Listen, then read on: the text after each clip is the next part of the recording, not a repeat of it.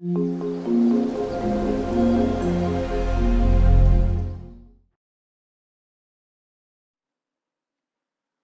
students, myself Dr. Vandana Kumari. In this lecture of Rognidan, we will discuss Tamak Shwas Lakshan. तमक श्वास लक्षण इस प्रकार हैं। प्रतिलोमम यदा वायुः श्रोतांचि प्रतिपद्यते ग्रीवां शिराश्च संगृह्य श्लेष्माणं समुदीर्य च करोति पीनसं तेन रुद्धो गुर्गुरकं तथा अतीव तीव्र वेगम च श्वासम प्राणपीड़कम। दी गई पंक्तियों में आचार्य ने तमक श्वास की विशिष्ट संप्राप्ति को डिस्कस किया है। वैसे तो श्वास रोग की एक सामान्य संप्राप्ति बताई गई है, किंतु तमक श्वास की संप्राप्ति विशिष्ट बताई गई है। यहाँ पर वो किस प्रकार है? प्रतिलोमम यदा वायु श्रोतांची प्रतिपद्यते। वायु से प्राणवायु या उदान वायु को समझना चाहिए। उनका प्रतिलोम हो जाना, यानी कि जो उनका विदित मार्ग था वो वहां से हटकर प्रतिलोम होकर स्त्रोतांशी प्रतिपद्यते, अर्थात प्राणवह स्रोतों में फैल जाती हैं।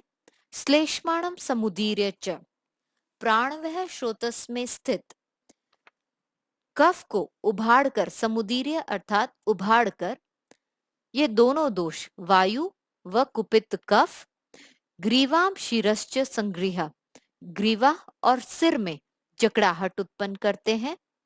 करोति पीनसम, पीनस अर्थात प्रतिशाय, ये संप्राप्ति, विशिष्ट संप्राप्ति जो है पीनस के लक्षणों को उत्पन्न करती है। अभी तक ऊर्ध्वश्वास, छिन्न श्वास और महाश्वास जो असाध्य श्वास के भेद बताए गए हैं उनमें पीनस का लक्षण नहीं था, परंतु यहाँ पर इस संप्राप्ति के कारण पीनस का लक्षण उत्पन्न हुआ है। साथ ही तेन रुद्धो गुरगुरकम, तथा छाती से या कंठ से घुरघुर की आवाज आती है। अतीव तीव्र वेगम च श्वासम प्राण पीड़कम, प्राण शब्द यहाँ पे हृदय के लिए आया है। श्वास के वेग से, श्वास को के अत्यधिक वेग के कारण प्राण में यानी हृदय में भी पीड़ा का अनुभव होता है। प्रताम्यति सवेगेन कासते सनिरुध्यते प्रमोहम कासमानश्च स गच्छति मुहुर्मुहुर। जो लक्षण बताए गए हैं वो इस प्रकार हैं। प्रताम्यत अति वेगाश्च कासते सनिरुध्यते, अर्थात प्रताम्यत का अर्थ है अंधकार में डूबना। रोगी को इस प्रकार की अनुभव होता है जैसे वो अंधकार में डूब रहा है। वेगाश्च कासते सनिरुध्यते, अति वेगाश्च, कास के, खांसी के बहुत अधिक वेग आते हैं। सन्निरुध्यते, उनमें भी लेकिन एक रुकावट महसूस होती है। प्रमोहम कासमानश्च सगच्छति मुहुर्मुहुर, लगातार कास के वेग आने के कारण रोगी बार बार मूर्छा को प्राप्त हो जाता है। श्लेष्माणे मुच्यमाने तु भृशम भवति दुखित तसेव च विमोक्षान्ते मुहूर्तम लभते सुखम। कास के लगातार वेग आ रहे हैं, और वो क्यों आ रहे हैं? श्लेष्माणम मुच्यमाने, जो उभड़ा हुआ कफ है वो छाती में कहीं अटका हुआ है, जिसके कारण रोगी को कास के वेग से वह बहुत दुखी हो जाता है। तसेव च विमोक्षान्ते, उस उबड़े हुए कफ के निकल जाने से मुहूर्तम लभते सुखम, कुछ समय के लिए रोगी को सुख का अनुभव होता है। अथयास्य उद्वंशते कंठः कृच्छाच शक्नोति भाषितुम न चापि निद्राम लभते स्यान श्वास पीड़ितः। उद्वंशते कंठ का अर्थ है लगातार कास के वेग आने से कंठ में क्षति हो जाती है, और इस कारण रोगी जो है कृच्छा शक्नोति भाषितुम, बहुत कठिनाई के साथ कुछ बोल पाता है या बहुत कठिनाई के साथ उसकी आवाज निकलती है। न च अपि निद्राम लभते शयान श्वास पीड़िता। इसका अर्थ है रोगी यदि सोना चाहता है, जब वह लेटता है तो उसे निद्रा का लाभ नहीं होता, यानी कि रोगी को लेटने की अवस्था में श्वास में कष्ट होता है, जिस कारण से वह सो नहीं पाता। पार्श्वे तस्य अवगृह्णाति शयानस्य समीरणः आसीनो लभते सौख्यम उष्णम च एव अभिनंदति। पार्श्वे तस्य अवगृह्णाति, यदि रोगी पार्श्व में यानी कि लेटरल पोजीशन में सोना चाहता है, तब भी कुपित वायु उसके प्राणवायु स्रोतस में फैल जाती है और उसको पीड़ा पहुंचाती है। आसीनो लपते सुखम, ना वो सीधा लेट पा रहा है, ना ही वो लिटरल पोजीशन यानी एक और करवट लेकर लेट पा रहा है। ऐसे में रोगी जो है जब उठकर बैठ जाता है तो उसे कुछ सुख का अनुभव होता है। उष्णम च अभिनंदति, और उष्ण पदार्थों के सेवन से, जैसे कि चाय, सूप या काढ़ा, इस तरह की चीजों से उसको सुख की अनुभूति होती है। उच्चित्रा अक्षो ललाटे शुद्धस्तता भृशमान अर्तिमान विशुष्क आस्य मुहु श्वासो मुहुश्च एव अवधम्यते। उच्छ्रिताक्षों का अर्थ है, यहाँ पर उच्छ्रिताक्षों से दो शब्द लिए गए हैं, उच्च व क्षूण। ये माधव निदान में विजय रक्षित जी की जो टीका है मधुकोश, वहां से लिया गया है। उच्छ्रिता अक्षों का अर्थ उन्होंने लिया है कि आंखों का ऊर्ध्व हो जाना या फिर दृष्टि ऊर्ध्व की ओर हो जाना, और क्षूण का अर्थ है आंखों में सूजन होना। तो रोगी की आंखें ऊपर की ओर और उसकी आंखों में सूजन हो जाती है। ललाटें शुद्धता, माथे पर पसीना आता है। विशुष्क आस्य, रोगी सांस नहीं ले पाता, श्वास की कठिनाई में वो मुख से सांस लेने की कोशिश करता है, जिस कारण उसका मुख भी सूख जाता है। मुहु श्वासो मुश्च एव अवधम्यते, बार बार इस तरह के श्वास के वेग के कारण वह जब श्वास छोड़ता है तो पूरे शरीर का बल लगाकर सहसा वह सांस को छोड़ने की कोशिश करता है। अवधम्यता का अर्थ है सहसा, अचानक से सांस को छोड़ना।